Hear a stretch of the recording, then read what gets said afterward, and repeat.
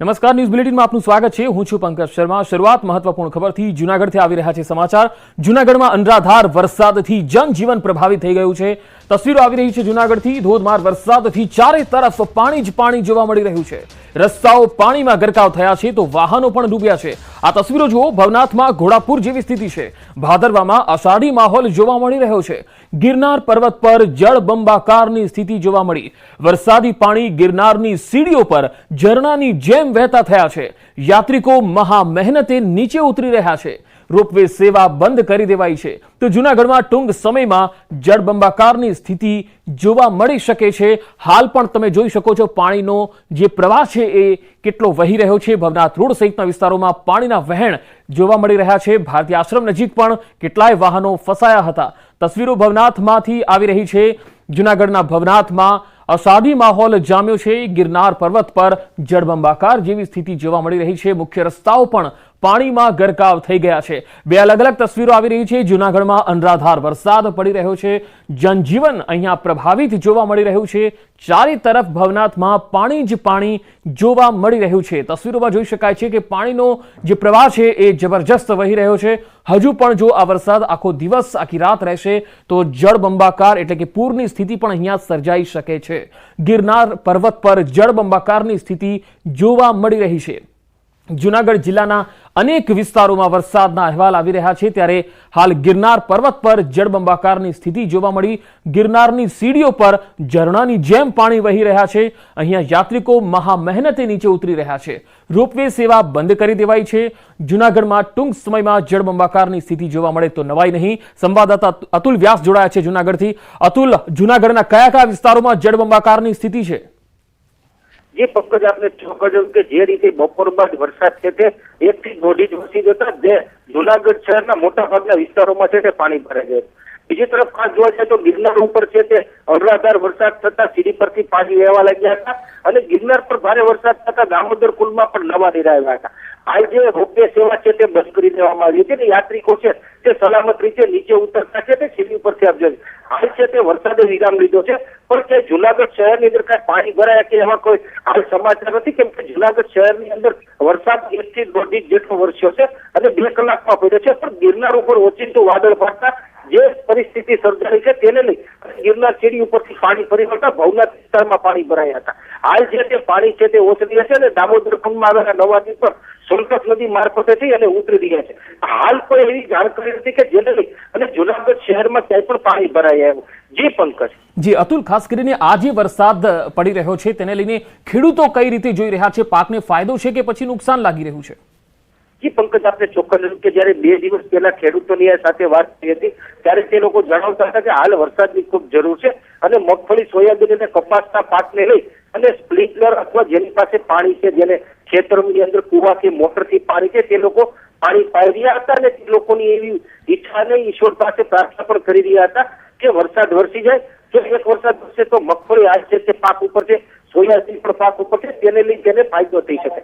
હાલ જે આ વરસાદ છે તેને લઈ અને ખેડૂતોના જણાવ્યા મુજબ છે તે મગફળી અને સોયાબીન અને કપાસના પાકને ફાયદો થાય તેવું જણાવી રહ્યા છે પણ જો હજુ પણ આનાથી અતિ ભારે વરસાદ થાય તો 100% ખેડૂતોના મોઢે આવેલો કોળિયો છે તે ઝૂકવાઈ શકે એમ છે કેમ કે મગફળી પણ પાક ઉપર આવી ગઈ છે અને સોયાબીન પાક પણ તૈયાર થઈ ગયો છે। ત્યારે જો વધુ પાણી આવી જશે અને જો ખેડૂતો છે તે મગફળી પોતાના ખેતરમાંથી લઈ નહીં શકે અથવા તે યાર્ડ સુધી કે અથવા અન્ય કોઈ જગ્યાએ વેચવાની જઈ શકે અથવા મગફળીની ગુણવત્તા ઉપર અસર થશે, પીળી પડી જશે અથવા કોઈ પણ પ્રકારના રોગ જીવાત આવશે તો તેને લઈ અને ખેડૂતોને મગફળી અને સોયાબીનના પાક ઉપર વિપરીત અસર પણ થઈ શકે છે। જી પંકજ। જી અતુલ, ભવનાથ અને જૂનાગઢમાં જ ધોધમાર વરસાદ છે કે પછી જિલ્લાના અન્ય તાલુકાઓમાં પણ આવો જ વરસાદ છે?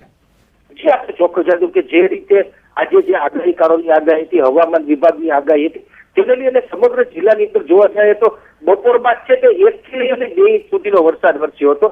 ખાસ કરીને મેંદરડા છે તે માળિયા આટીલા છે, કેશોદ છે, વંતી છે, મેંદરડા છે, ગીર વિસ્તાર છે, જૂનાગઢ શહેર ગ્રામ્યમાં 1 થી અને 2 ઇંચ જેટલો વરસાદ નોંધાયો છે પણ હાલ કોઈ પરિસ્થિતિ નથી કે જેને લઈને લોકોને કોઈ સ્થળાંતર કરવું પડે કે એવી કોઈ પરિસ્થિતિ ઉભી થાય કેમ કે ઘણા લાંબા સમય બાદ વરસાદ ફરી પાછો કાર્યરત થયો છે ને તેને અને ઘણા દિવસો બાદ વરસાદ થતા વરસાદ ખેંચાયો હતો તેને લઈને હાલ કોઈ સમસ્યા નથી।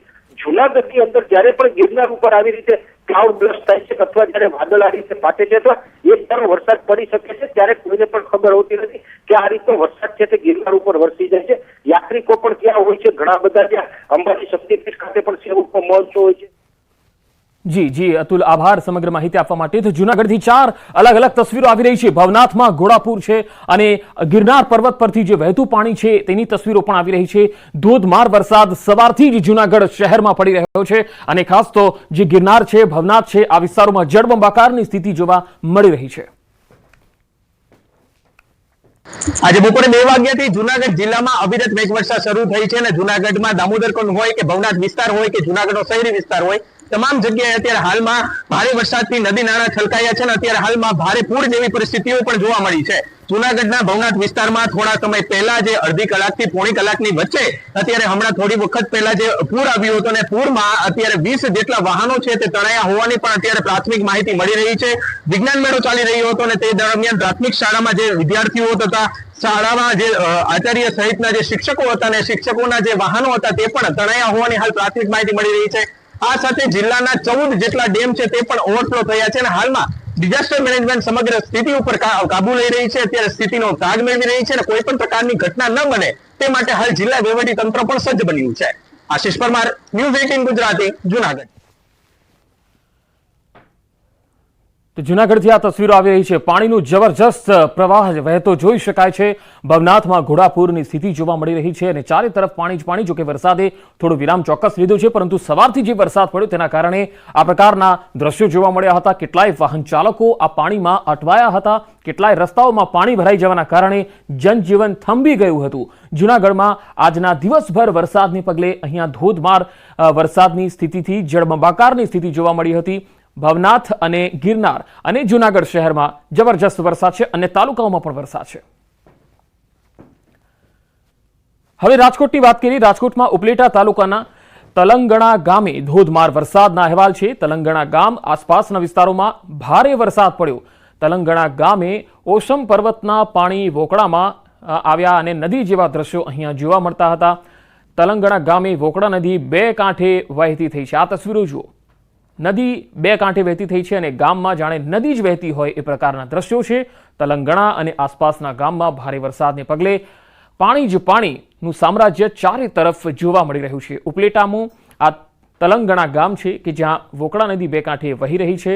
તસવીરોમાં જોઈ શકાય છે કે આખું ગામ જાણે બેટમાં ફેરવાઈ ગયું હોય એવા દ્રશ્યો જોવા મળી રહ્યા છે. ઉપલેટા અને આસપાસના ગ્રામ્ય વિસ્તારોમાં પણ ધોધમાર વરસાદ આજે પડ્યો છે. સવારથી જ વરસાદી માહોલ રહ્યો છે અને તેના કારણે ઘણી જગ્યાએ આ પ્રકારના દ્રશ્યો આવી રહ્યા છે. સૌરાષ્ટ્રમાં જૂનાગઢ હોય કે રાજકોટના ગ્રામ્ય પંથક હોય, આ તમામ વિસ્તારોમાં આજે સારો વરસાદ થયો છે. ખેડૂતોમાં ક્યાંક ખુશી પણ છે આ વરસાદને લઈને. જૂનાગઢમાં સૌથી વધારે ખેડૂતો ખુશ છે કારણ કે ત્યાં પાણીની જરૂરિયાત વધારે હતી.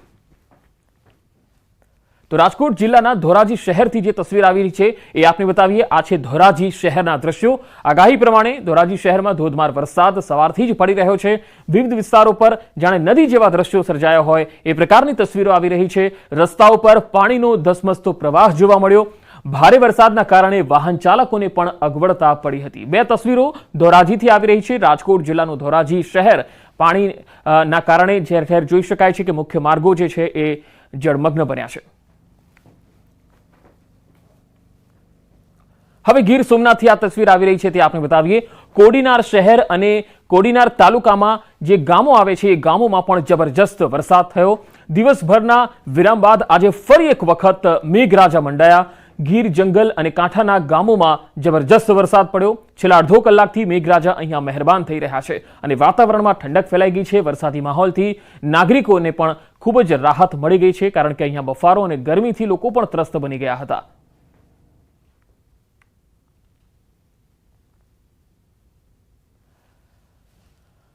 તો હવે બનાસકાંઠાના યાત્રાધામ અંબાજીથી તસવીરો આવી રહી છે. અંબાજીમાં સતત બીજા દિવસે વરસાદી માહોલ છવાયેલો છે. બપોર બાદ ફરી વરસાદ વરસવાની શરૂઆત થઈ ગઈ. અંબાજીમાં ફરી બીજા દિવસ વરસાદની શરૂઆત થઈ. ગરમીના ઉકળાટથી લોકોને આંશિક રાહત મળી છે. અંબાજીના અનેક બજારમાં રસ્તાઓ પાણી પાણી થઈ ગયા છે તો બજારમાં જાણે નદી વહેતી હોય એવા દ્રશ્યો પણ સામે આવી રહ્યા છે. આકાશમાં કાળા ડિબાંગ વાદળો છવાયેલા છે અને હજુ પણ મોડી રાત્રે વરસાદ વધુ વરસે તેવી શક્યતા છે અને તેના પગલે